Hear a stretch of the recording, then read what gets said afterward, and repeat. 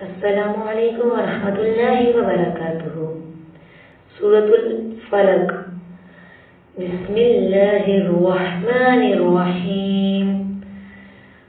قل اعوذ برب الفلق، کہو میں پناہ مانگتا ہوں صبح کے رب کی، من شر ما خلق، ہر اس چیز کے شر سے جو اس نے پیدا کی ہے، وَمِن شَرِّ غَاسِقٍ إِذَا وَقَبَ، اور رات کی تاریکی کے شر سے جب کہ وہ چھا جائے،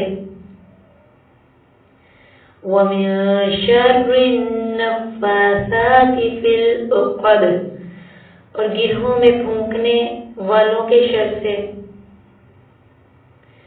وَمِن شَرِّ حَاسِدٍ إِذَا حَسَدَ، اور حاسد کے شر سے جب وہ حسد کرے۔